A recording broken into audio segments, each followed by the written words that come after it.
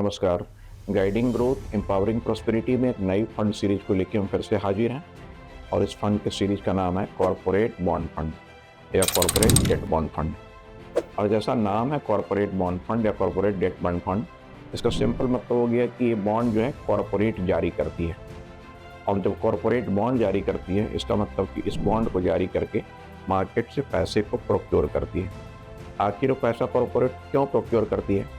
क्योंकि उस कॉरपोरेट का कोई एक्सपेंशन प्लान होता है, उस कॉरपोरेट को कुछ कैपिटल चाहिए होती है अपने बिजनेस को बढ़ाने के लिए, या कभी कभी उस कॉरपोरेट के पास रीफाइनेंसिंग की भी प्रोविजनिंग करनी पड़ती है। इन रिक्वायरमेंट्स को ध्यान में रख करके कॉरपोरेट इस बॉन्ड को जारी करते हैं। ज़्यादातर इस तरीके के बॉन्ड में उसके कंस्ट्रेंट्स अच्छे क्वालिटी के होते हैं। इसका मतलब हो गया कि अंडरलाइंग जो सिक्योरिटीज है कॉरपोरेट बॉन्ड के, वो प्राइमरली AAA या AA+ कैटेगरी के होते हैं।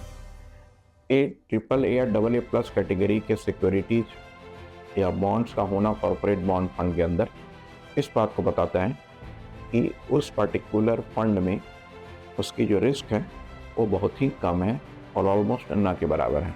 और उस कम रिस्क के साथ हम इस बात को इंश्योर करते हैं कि जो भी बॉन्ड या जो भी फंड आई है मार्केट में या जो फंड चल रही है, क्या हमें अपना पैसा उसमें इन्वेस्ट करना चाहिए या नहीं करना चाहिए। ज़्यादातर इसके कंस्ट्रेंट्स हैं ऐसे बॉन्ड फंड में, कॉरपोरेट बॉन्ड फंड में 80% पैसा कॉरपोरेट्स के द्वारा इशू किए गए सिक्योरिटीज में ही इन्वेस्ट होने चाहिए एज पर द नॉर्म्स। तो यदि एक इन्वेस्टर को कंपनी के द्वारा जारी किया गया बॉन्ड, वो कूपन भी बोलते हैं, बॉन्ड्स में इन्वेस्ट करना है, तो उस बात का हमेशा ध्यान रखना चाहिए कि वो बॉन्ड कंपनी के द्वारा इशू किया गया है, उसकी क्वालिटी बेहतर है और बेहतर क्वालिटी के साथ उसके जो रेट ऑफ रिटर्न है जिसको कूपन बोलते हैं, उसकी भी बेहतर मिलने की संभावना है।